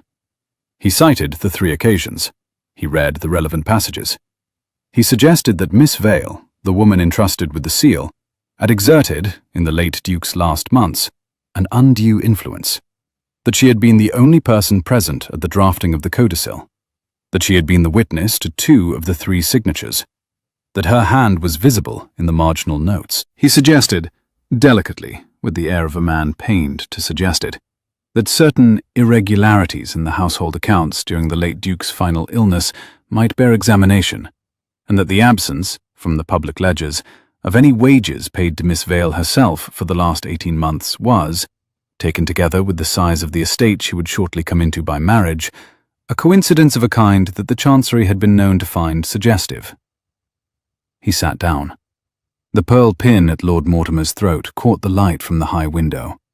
He folded his hands in his lap with the small, contented composure of a man who has, in his own estimation, just laid a careful net across a careful door. Pettigrew rose to answer. Adam laid a hand, briefly, on Pettigrew's sleeve and looked at Cordelia. She had not moved. Her chin was lifted. The lavender at her collar trembled, just once, with the movement of her breath, and steadied. Pettigrew, when he rose at last, was brief. He did not address the 3 cited cases. He had read them, he said, and the late Duke had read them in his last summer, in his own library, and the codicil had been drafted with their precise language in mind. He did not address the marginal notes. The marginal notes, he said, were Miss Vale's, because the late Duke had dictated them when his hand could no longer hold a pen, and the family physician would, if required, attest that this had been the case from August onwards. He did not address the wages. The wages, he said, were a matter Miss Vale herself would speak to. He sat down. Master Coldstream looked over his spectacles. Miss Vale. Cordelia rose. She did not look at Lord Mortimer. She did not look at the public bench. She looked at the master. Sir. The lavender at her collar trembled once, with a small movement of her breath, and steadied. Her hand on the reticule was perfectly still. Adam, who had once watched a Spanish gunner stand to attention through a quarter hour of a colonel's anger without a muscle moving, recognized the discipline. He did not, however, betray that he had recognized it. He kept his eyes on Master Coldstream. "You hold the seal of Ravenshollow?" "I do, sir." "Will you produce it?" She drew a small linen pouch from the reticule on her wrist. She untied the string. She set the seal, heavy bronze, the falcons stooping, on the master's desk. The master inspected it. He compared it to the impression on the will in front of him. He inclined his head, fractionally, and slid it back to her across the desk. "Counsel for Lord Mortimer has suggested irregularities in the household accounts. Have you the books here?" "I have, sir." She turned. Pettigrew lifted, from the bench beside him, 3 bound volumes and laid them on the master's desk. The master opened the topmost. He turned 3 pages. He turned 30. He looked up. "These appear to be in order, Miss Vale." "They are in order, sir." The master turned another page. The thin sound of paper on paper was, in the stillness of the panelled court, very loud. The clerk in the frayed black gown made a small note on a folio at his elbow. A pigeon outside the high window struck the leaded glass with its wing in passing, and was gone. "Counsel for Lord Mortimer has further suggested that no wages were paid to you over the last 18 months. Will you address it?" "I will, sir." "No wages were paid. I asked the late Duke, in February of last year, that my wages be set against the cost of the slate roof on the south barn, which was failing, and which the estate could not, that quarter, afford to mend. He agreed. The arrangement is recorded in the household ledger at folio 143, witnessed by Mrs. Penhaligon, the late housekeeper of this manor. I have continued the arrangement of my own account since the late Duke's last illness, because there has been a sequence of similar small needs, and no one to ask. I have not, sir, taken a shilling from this estate that did not return to it threefold in standing timber, repaired stone, or honest seed. The books will bear the inspection." "They will bear it. I have inspected them. Sit, Miss Vale." "With the master's permission, there is one further matter." "Counsel for Lord Mortimer," said the master without raising his voice, "will perhaps explain on what evidence he has suggested otherwise." Lord Mortimer's counsel rose. He hesitated. He glanced sidelong at his client. "On information, sir, supplied to my chambers." "By whom?" A longer hesitation. The counsel did not look at his client. He looked at the inkwell on the master's desk, and then, having found no answer there, at the panelling above the master's head. "By a former employee of the estate, sir." "Name?" Lord Mortimer himself rose. He smiled the small, polished smile. "Master, with respect. The witness's name was given in confidence. We are not required to—" "You are required, Lord Mortimer, in this court, to substantiate any suggestion of irregularity made on the record. I will have the name of your witness, or I will have your counsel's withdrawal of the suggestion. You may choose." A silence. Lord Mortimer's smile thinned. His pale eyes flicked, once, to Cordelia. They did not find what they had hoped for there. She was looking at the master. "My client," said the counsel quietly, "withdraws the suggestion." "Noted." The master made a small mark in his book. "Miss Vale, you may sit." She did not sit. Master Coldstream looked over his spectacles. "Miss Vale." "There is a second ledger, sir. A private ledger, kept by the late Duke and continued by myself at his instruction. It records certain payments made by Lord Mortimer to a clerk in Pettigrew's chambers, beginning in March and continuing through July of this year, in consideration, as the entries set out, of advance copies of correspondence relating to the will. The ledger is in my reticule. I had not intended to produce it unless required. I believe I am now required." The court did not move. Lord Mortimer's smile did not move either, but the colour beneath it changed. "Miss Vale," said the master quietly. "Produce the ledger." She produced it. A narrow black book, the size of a prayer book. She set it on the desk. The master opened it. He read for 2 full minutes in silence. He turned 3 pages. He read for another minute. He looked up. "Counsel for Lord Mortimer." The counsel rose. His face was the colour of his collar. "Sir, your client's petition is dismissed with costs. The will of the late Duke stands in every particular, including the marriage clause. The marriage may proceed at the convenience of the parties, and the seal of Ravenshollow will pass, on the day of the marriage, into the joint custody of the Duke and the Duchess, as the late Duke intended. The matter of the suborned clerk in your chambers will be referred to the inn for disciplinary inquiry. Lord Mortimer will perhaps wish to confer with his counsel before any further communication with this court. Good morning." The master rose. The court rose. Lord Mortimer stood very still while his counsel gathered the papers around him with hands that had gone, suddenly, clumsy. He did not look at Adam. He did not look at Cordelia. He went out of the panelled court without a word, and the heavy door closed behind him, and the matter, after 7 months, was over. Pettigrew turned to Adam in the corridor outside the court and said, with an unprofessional warmth, that he had been at the Chancery Bar for 31 years, and had not, in any of them, watched a petition undone in a cleaner half-hour. Adam shook his hand. He did not, at that moment, trust himself to speak. Cordelia, beside him, took the hand Pettigrew offered her, and held it a moment longer than was customary, and Pettigrew bowed to her with the small, sincere bow that lawyers reserve for clients who have, against the run of play, made their cases for them. In the carriage home, Cordelia laid her head, just for a moment, against the side of the carriage and closed her eyes. The autumn light through the window was the colour of weak tea. The wheels beat steady on the road. Mrs. Benhaligan, this time, was not with them. She had stayed in town to visit a sister, and the carriage was very quiet. Cordelia. Adam.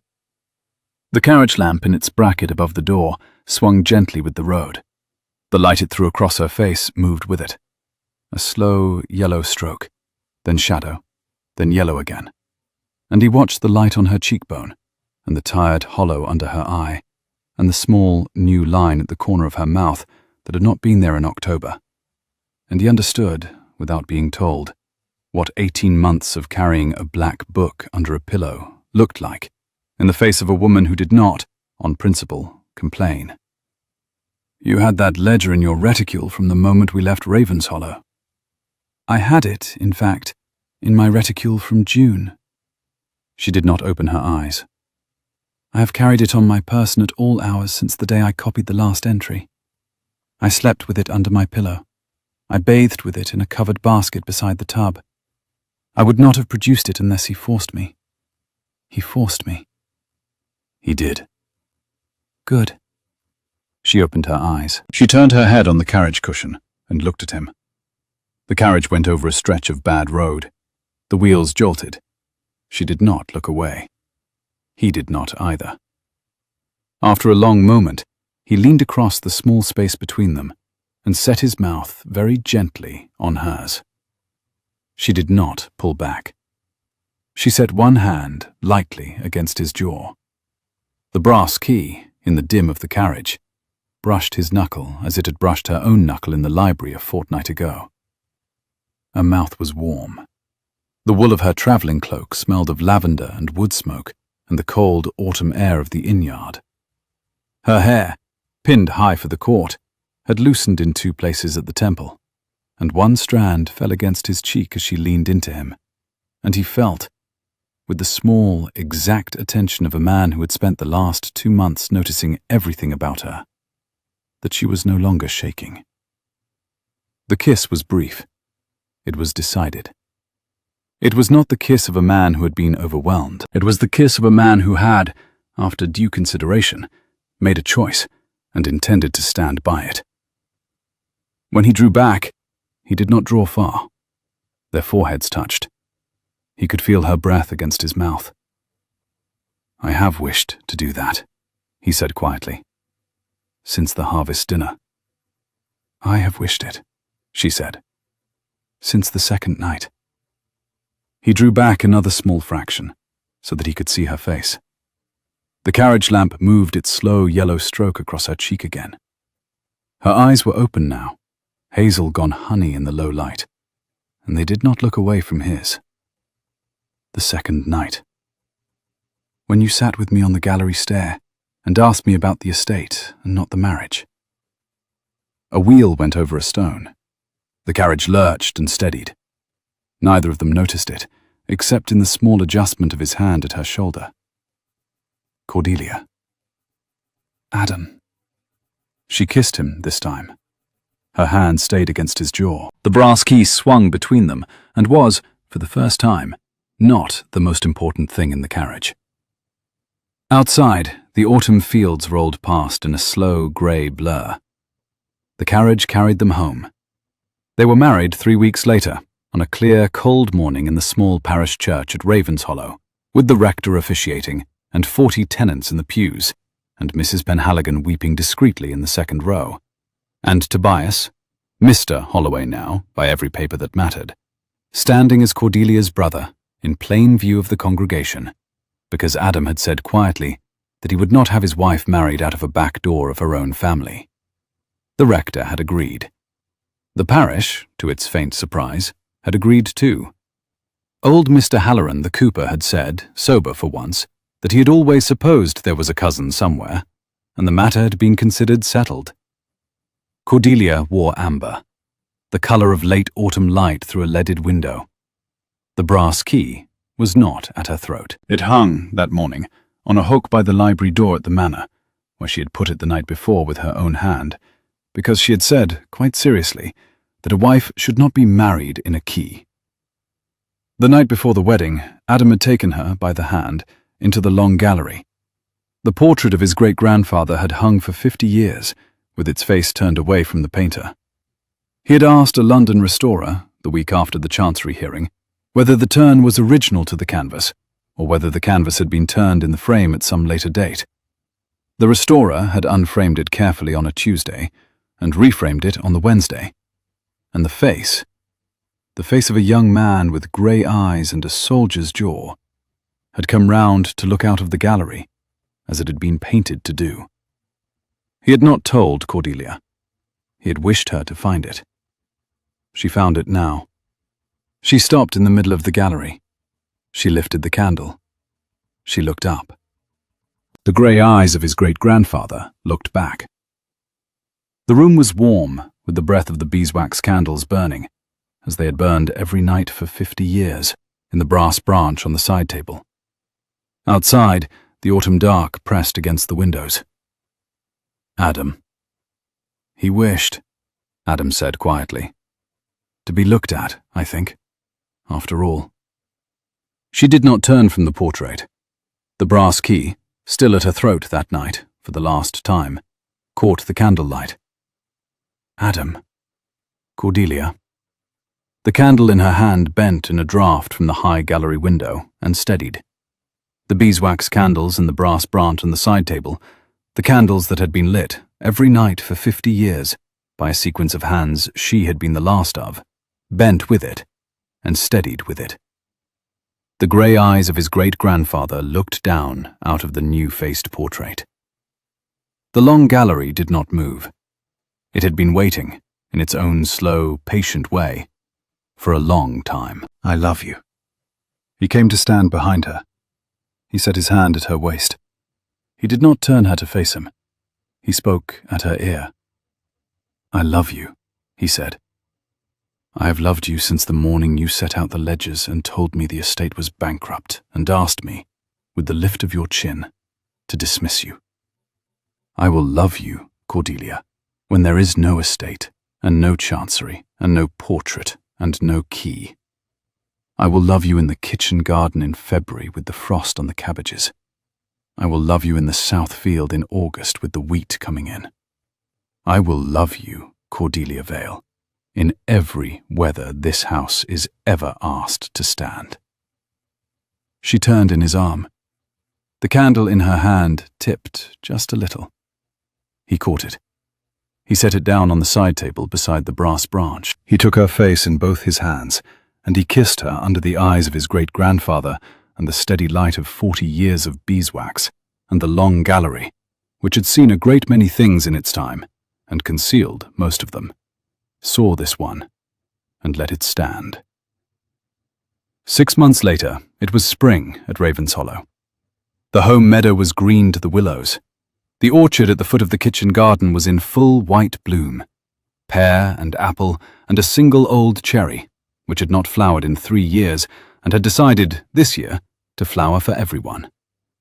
A wood pigeon called from the long ridge. The south field was sown. The slate roof on the south barn had been mended in February, with timber from a different wood than the upper one, which had been allowed to grow back. The estate was solvent. The estate, indeed, was beginning to be prosperous. In the gatehouse beyond the orchard, no one lived. Tobias Holloway had taken up residence at Holloway in March, and had written, twice, about the grazing. The second letter had asked, with painful casualness, whether his cousin the Duke might happen to know a young woman in the Bristol neighbourhood who would not object to a quiet tea with a young man who read and drew. The Duke had laughed for a full minute over the letter, and had written back that he would make inquiries. The brass key on the black ribbon hung by the library door. Cordelia, when she went out into the kitchen garden in the morning with her basket on her arm, no longer carried it. She no longer needed to. The east wing door was unlocked. The portrait in the long gallery looked at the room. The east bedchamber had been given to a guest who was expected for Easter, Adam's old colonel, with whom he had served in Spain, and who had written that he was bringing a daughter of marriageable age, and a sense of humour about it. Adam had read this letter aloud at breakfast. Cordelia had laughed. Mrs. Penhaligon had begun, that very morning, to air the east bedchamber. On a Sunday afternoon in late April, Adam came in from the south field with mud on his boots and the indigo riding coat over his arm, and found Cordelia in the library, at the great oak desk, with the household ledgers open in front of her. She was in a green morning dress, the colour of the new grass. Her auburn hair was pinned up. Her ink-stained fingers held the pen. The brass key on its black ribbon hung, where it had hung now for 6 months, on the hook beside the library door. She looked up. She set down the pen. "You are early, Your Grace." "I am early, Your Grace." She rose. She came round the desk. She set her hand against his coat, careless of the mud, and lifted her face.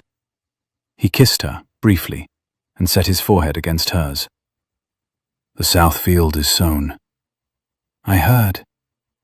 He set the indigo coat over the back of a chair. The smell of the fresh turned earth came off it, faint and clean. The smell of a field that had been waited for through a long winter, and would not, this year, disappoint. "The pear is in flower." "I saw it from the window." She came round to face him. The pen had left a small new stain on the second knuckle of her right hand. A habit 12 years old by now, and one she would not, he understood, be giving up. "The Colonel writes that he will be here on Thursday." "Mrs. Penhaligon has aired the room." A wood pigeon called from the long ridge beyond the orchard, the slow, soft, 3-note call of a bird that had decided, after a long winter, to stay through summer. Cordelia tilted her head a fraction toward the window, listening, and lowered it again. "Then there is nothing," he said, "left to do this afternoon." "Nothing at all." He looked over her shoulder at the open ledger. The columns marched down the page in her clear, exact hand. The estate was solvent. The estate was, in fact, prosperous. The brass key hung by the door, where any honest housekeeper might find it. Outside, a wood pigeon called from the long ridge. The autumn was a long way behind them. The mist on the home meadow was a long way behind them. The portrait in the long gallery looked at the room, and the room looked back. "Cordelia." "Adam." "Walk with me to the orchard. The cherries in flower." In a moment, let me close the book. She did not, at once, close the book. She set her hand flat across the open page, as a person sets a palm on a sleeping animal to keep it sleeping a moment longer. The light through the library window had shifted to the warm yellow of late April afternoon. It lay in a long bar across the desk, and the hand and the brass key on its hook by the door, and the man in his shirt sleeves, with mud still on his boots. And it did not, he thought, distinguish between any of them. You always close the book. I always close the book. He laughed, low. He came round the desk to her side. He set his hand over hers on the page briefly and lifted it. You will close it the same way in 20 years. I will close it the same way in 50, Adam, if you are good to me. I intend, he said, to be good to you. I know. The pen in its tray rolled a half-inch and stilled. The columns of her hand marched down the page in the careful, unembellished script of a woman who had been keeping books since she had been 13. He looked at them. He looked at her. He had known both now for a year and a half, and he was content, on this Sunday in April, to know them both for the rest of his life. I have intended it since the carriage. Since the carriage. Since before the carriage. Since the harvest dinner. You will not let me forget the harvest dinner. I will not let you forget anything that has gone well between us. We will need it on the days that go badly. There will be days that go badly. There will be a great many. She turned her hand under his, palm up, and let his palm rest against hers a moment without closing the fingers. The brass key on its hook beside the door was still. The wood pigeon called once more from the long ridge and was quiet. And on those days? On those days, she said, you will come in from the south field, and I will be at the desk, and the brass key will be on its hook by the door, and we will close the book together, and we will go and look at whatever is in flower. That is a long promise, Cordelia. It is the only kind worth making. She turned. She closed the ledger. She set the pen in its tray. She took the brass key from its hook by the library door, and she did not put it on. She put it in his palm. She closed his fingers over it. For safekeeping, she said, while we walk. He looked at her. He smiled. For safekeeping, he agreed. They went out together through the kitchen garden in the spring light, and the brass key warm in his hand was not a noose, and not a debt, and not a curse. It was a key. It opened a cabinet in a library in a house that he had inherited, and a wife who, as the title page of his life had warned him, had known every secret of it, and had told him, at last, all the ones that mattered.